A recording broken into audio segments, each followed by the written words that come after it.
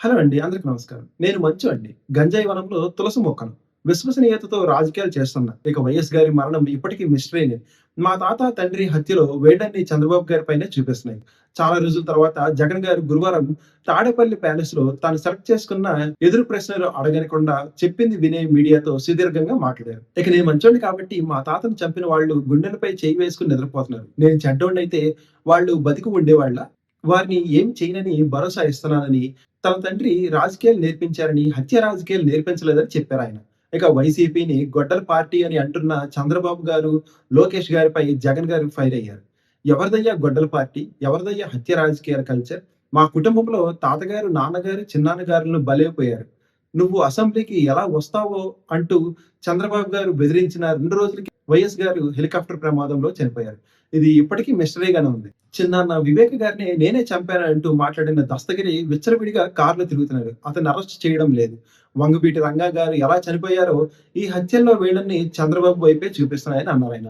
ఇక కుట్రలు, గొడ్డళ్ళు, గుణపాలు ఎవరికి అవసరమో రాష్ట్ర ప్రజలందరికీ తెలుసని, చంద్రబాబు గారికి ఇబ్బంది కలిగితే హత్య రాజకీయాలు చేస్తారు అని జగన్ గారు ఆరోపించారు. ఒకవైపు చంద్రబాబు గారు రాష్ట్రానికి రాజధాని లేకుండా చేస్తున్నారంటేనే అమరావతిలో కన్‌స్ట్రక్షన్స్ నిలిపివేయాలని జగన్ గారు డిమాండ్ చేశారు.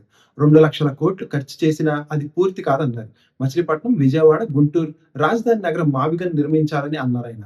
అమరావతిలో ఇప్పటికే నిర్మించిన అసెంబ్లీ, సెక్రటేరియట్, హైకోర్టులను మళ్లీ నిర్మించాల్సిన అవసరం ఏముందని ప్రశ్నించారు. జగన్ గారిపై చర్యలు తీసుకోలేమని పవన్ కళ్యాణ్ గారికి కేంద్ర హోంమంత్రి అమిత్ షా గారు చెప్పినట్లుగా ప్రొఫెసర్ నాగేశ్వర గారు చేసిన వ్యాఖ్యలను ఓ విలేకరి ప్రస్తావించగా, తన గురించి తెలిసిన వాళ్ళు ఎవరైనా అలాగే అంటారని ఆయన బదులిచ్చారు. ఇంకా రాష్ట్రంలో జంగిల్ రాజ్ రాజ్యం నడుస్తుందని, పోలీస్ వ్యవస్థ పనిచేయడం లేదని జగన్ గారు ఆరోపించారు.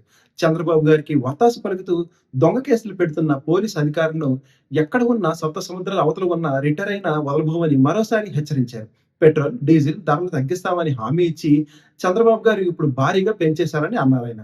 నేను ప్రతిపాదించిన మావిగన్ పేరు వింటేనే సీఎం చంద్రబాబు గారికి నిద్రలోనే గుండె ఆగిపోతుందేమో. మీరు అంటే విలేకరులు మావిగన్ అని ఆయన ముందు అని చూడండి. ఆయన గుండె ఆగిపోలేదంటే అదృష్టమే అని, మావిగన్‌కు ప్రజల మద్దతు పెరుగుతుంటే ఆయనకు బీపీ పెరుగుతుందని, ఆయనకి ఇప్పటికే 70 ఏళ్ళు వచ్చాయి. వచ్చే ఎన్నికల సమయానికి 80 ఏళ్ళు వచ్చేస్తాయి. బహుశా మొన్నటివే చివరి ఎలక్షన్స్ కావచ్చు అని జగన్ గారు విమర్శించారు. అధికారంలోకి వస్తే సంపద సృష్టిస్తామన్న పెద్ద మనిషి ఇప్పుడు సంతానమే సంపద అంటున్నారు. ముగ్గురిని, నలుగురిని కనండి 30,000, 40,000 ఇస్తామని చెబుతున్నారు. ఆయన చెప్పింది ఆయన పాటించరా? పేదలు మాత్రం ముగ్గురిని, నలుగురిని పిల్లల్ని కనేసి వారికి మంచి ఎడ్యుకేషన్, మంచి లైఫ్ ఇవ్వలేక ఇబ్బందులు పడాలా? మహిళలను పిల్లలు కనే మిషన్ లాగే చంద్రబాబు గారు చూస్తున్నారని, ఇది పూర్తి దిగజారుడు రాజకీయం అని విమర్శించారు జగన్ గారు. ఇక ఇంధన పొదుపు కోసం కాన్వాయ్ తగ్గించుకోవాలని చంద్రబాబు గారు ప్రజలను మోసం చేస్తున్నారు. కానీ ఆయనకు, ఆయన కుమారుడికి, దత్తపుత్రుడికి మాత్రం ఒక ప్రైవేట్ చాపర్, ప్రైవేట్ ఫ్లైట్‌లు ఉన్నాయి. వాటు హైదరాబాద్‌లో ఉంటే అక్కడ, ఇక్కడ ఉంటే ఇక్కడ ఎయిర్‌పోర్ట్‌లో అవి సిద్ధంగా ఉంటాయని వ్యాఖ్యానించారు. ఇక తమిళనాడులో మీ ఫోటో పెట్టుకొని ప్రచారం చేయడం వల్లే విజయ్ గారు గెలిచారన్న వార్తలపై ఏమంటారని ఒక విలేకరు అడగగా, ఆయన రాష్ట్రంలో ఆయనకి ఇన్‌ఫ్లూయెన్స్ ఉంటది గానీ, నాకెందుకు ఉంటది అని జగన్ గారు సమాధానం ఇచ్చారు. ఇక సోమవారం సాయంత్రం బెంగుళూరు నుంచి తాడేపల్లికి వచ్చిన జగన్ గారు మంగళవారం, బుధవారం 2 రోజుల పాటు ముందస్తు అపాయింట్‌మెంట్‌లు విజిటర్స్‌ని కలిసి తన క్యాంప్ ఆఫీస్‌లో గురువారం ఉదయం ప్రెస్ మీట్ నిర్వహించి సాయంత్రానికి మళ్ళీ బెంగుళూరు వెళ్ళిపోయారు. థాంక్ యూ అండి. జై హింద్.